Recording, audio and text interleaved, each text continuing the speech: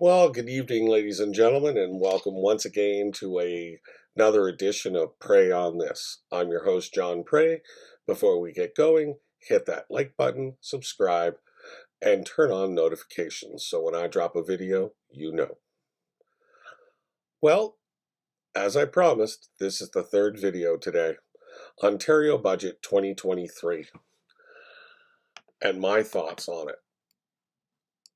Well, Ontario Budget 2023 and what it means really depends on who you are and what you were looking for.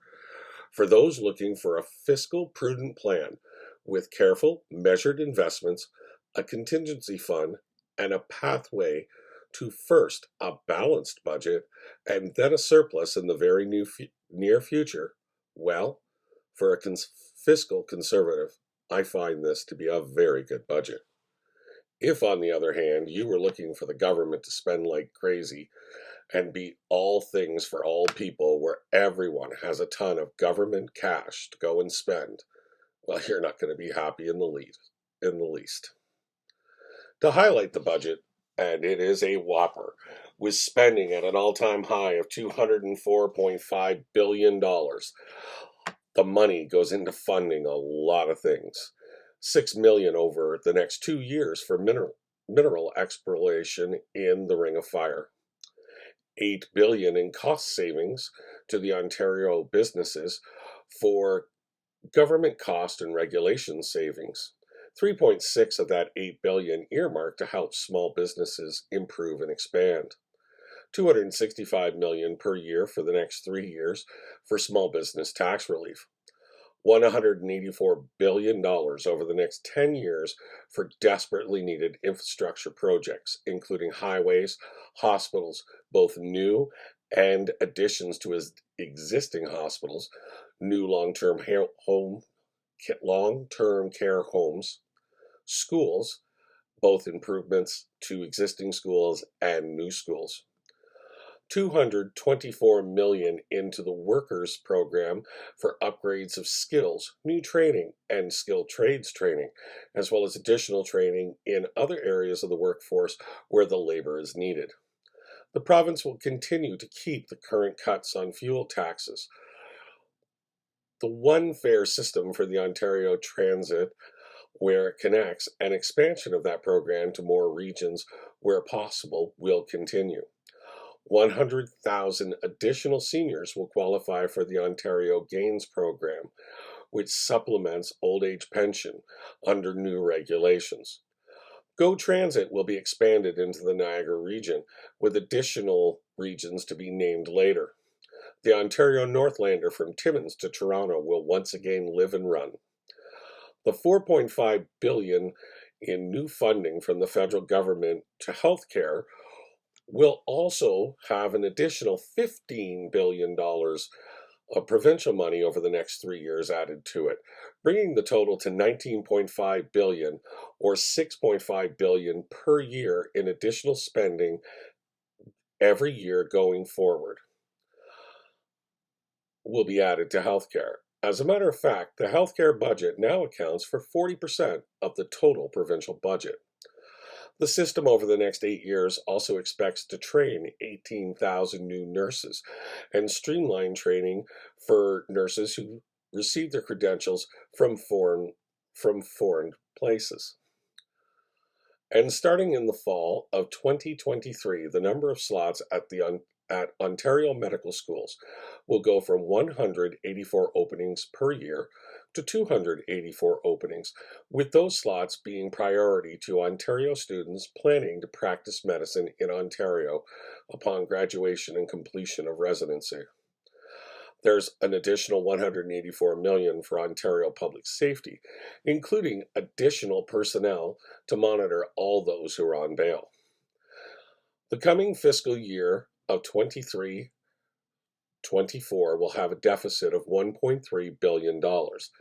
Fiscal year 2024-2025, a budget surplus of $200 million, and the fiscal year of 2025-2026, a budget surplus of $4.5 billion.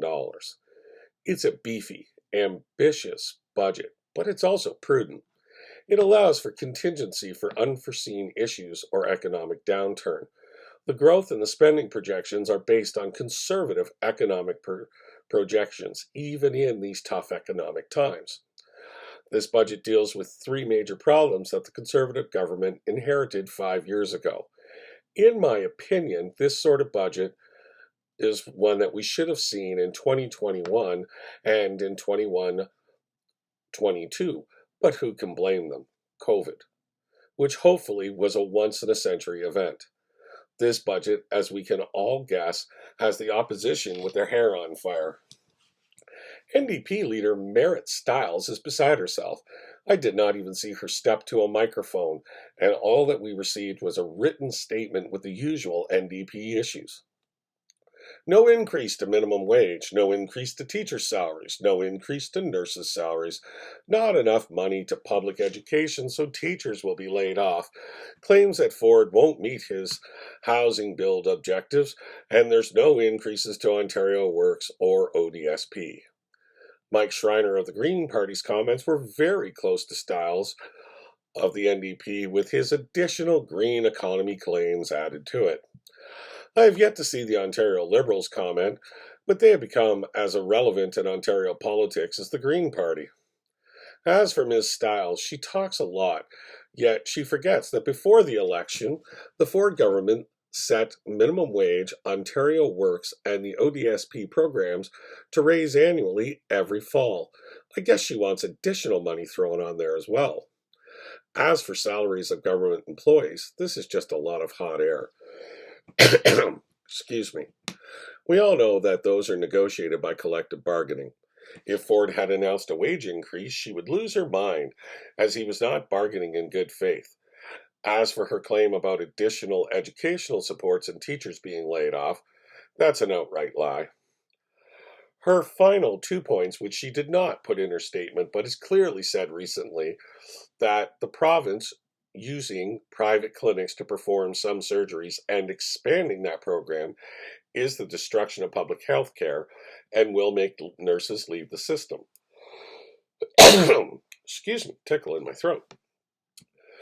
I want to point out that it is still public health care if my tax dollars are paying the bill.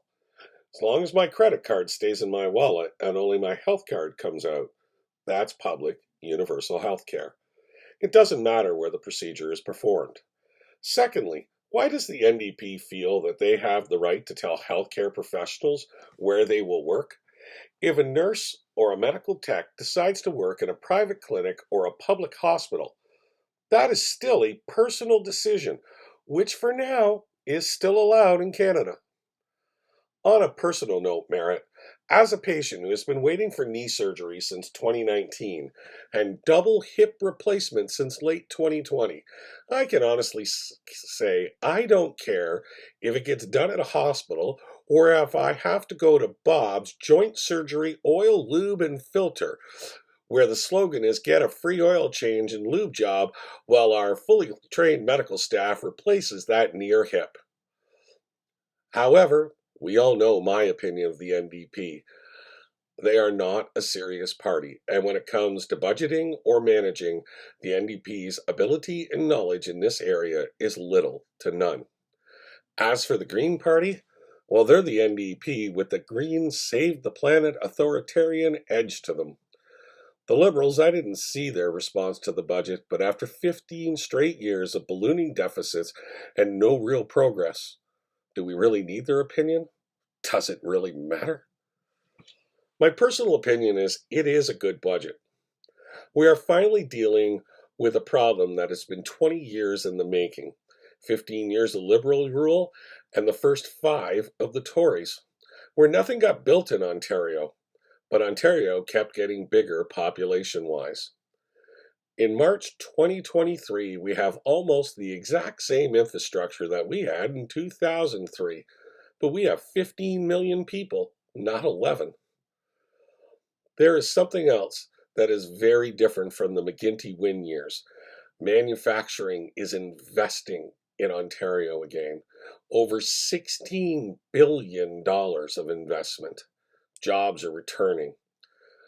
there seems to be some hope for Canada's largest province. If I could have asked for one thing, and I'm still a huge advocate of this, a cut to the provincial's portion of the harmonized sales tax from 8% to 7 would have been a very needed thing for the province. With a growing economy, I believe that revenue loss would easily have been made up by other means. However, while this budget is not perfect, it's nice to see one thing. Fiscal sanity has returned to the province of Ontario. Now, if we could just get a financially responsible government in Ottawa to govern Canada, then there would be hope from coast to coast to coast. As always, that's Pray on this. Just like to say once again, hit that like button, subscribe, and turn on notifications.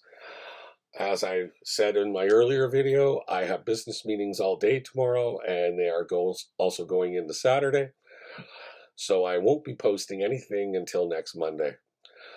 I wish you all a great weekend. It looks like spring has finally arrived in Ontario. Please get out there and enjoy yourselves. Be safe, and I'll see you again early next week. Have a great day.